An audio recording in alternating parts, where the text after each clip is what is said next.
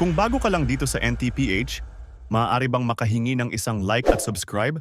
At huwag kalimutan pindutin ang notification bell para ma-notify kapag may ganito tayong upload. Salamat kabayan! This about? May certain points po na mga binanggit ngayon sa As long questioning as ni this is germane Congresswoman. to the discussion. Yes, please. You have 2 They are minutes. so relevant. Dun sa questioning po ni Honorable Congresswoman Luistro and Honorable Congressman Gutierrez. I think there were about 3 points and then another point. I'll try to be very brief. Okay.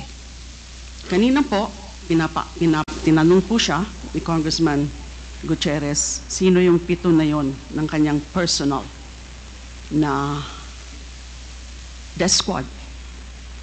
Bigla ko pong naalala na si Mr. Edgar Matubato, sinabi niya po yung tungkol sa Lambada Boys because Edgar Matubato was a member of that Lambada Boys, the civilian component of the DDS. At tamang-tama, meron din po siyang binanggit na 6 na pangalan.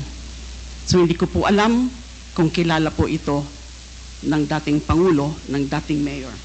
Ang mga pangalan po, nung 6 pa, which makes it a total of 7, nakasama si Edgar Matubato, are the following: Ludi Pagidupon, Tony Estaco, Jojo Bosa, Romel Capitana, Insectan, and Boboy Maldito. A total of 7 names. So I'm wondering now, curious po ako, yun ho ba't kaya maaari sila yung 7 miyembro ng personal death squad? Now, paulit-ulit na sinasabi ng ating resource person na dating mayor at dating pangulo sa Senado at dito na naman, ilang oras na ho, yung hearing, paulit-ulit niya, I take full and complete legal and moral responsibility.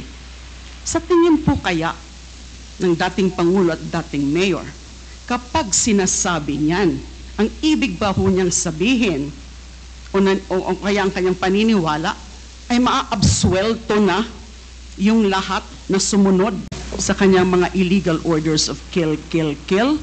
Nagkakamali rin po yung mga polis kung yan din po ang iniisip nila dahil inaako na nung pinaka-mastermind yung principal by inducement na siya lang ang merong responsibilidad. Mali pong pag-iisip yun.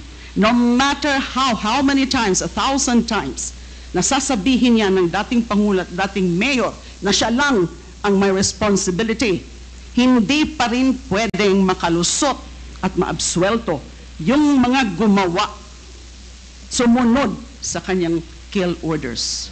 Now, number 3 point, because I'm just going to raise at this point 4 points. Yung kanina po, yung tungkol dun sa personal guilt, that was in the course of the questioning of the Honorable Gutierrez. So paulit-ulit din pong sinabi ng dating Mayor, ng dating Pangulo, na yung pumatay mismo, yun ang may personal guilt. Totoo.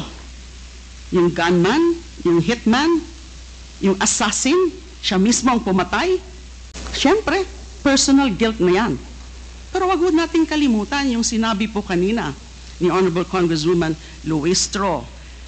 If there is such a thing or a principle ng personal guilt, meron din yung principle of conspiracy or theory.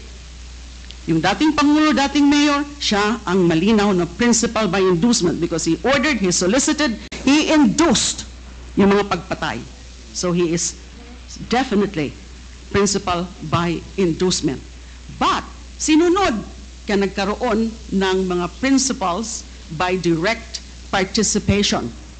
And in this whole scenario, there is a clear conspiracy. And when it comes to conspiracy, the act of one is the act of all.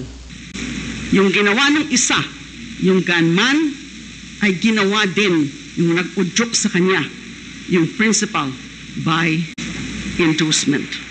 Last point. I want to say at this point. Kanina po, napansin nyo, hindi nga niya po masabi yung pangalan ko. Ayaw niya pong kilalanin kung sino yung dating Commission on Human Rights Chairperson. Sabi daw, again, nung tinatanong, o dun sa mga punto ni Congresswoman Luistro, hindi niya kilala kung sino man yan, yung taga-CHR na yan. Nagtataka po ako dun. He's lying when he said that he does not know Laila de Lima. How can he say that he does not know Laila de Lima? Unang-una, nung GDS, yung hearing po namin, yung CHR inquiry sa Davao on the GDS killings, siya po, as then mayor, ang pinakauna na tinawag namin as resource person. Di ho ba? Pangalawa, naku, kayo, narinig niyo ho yun. Napakaraming mga okasyon, mga public pronouncements niya na ako ay tinitira niya, ako ay binabastos niya, kung ano-ano yung mga sinasabi niya sa akin, binabantaan din ako.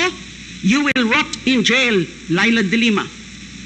And isa pang naalala ko, nakita niyo rin po siguro yun, noon pong first SONA, di ba? Linapitan niya ako, kinamayan pa niya ako, so hindi niya ako kilala.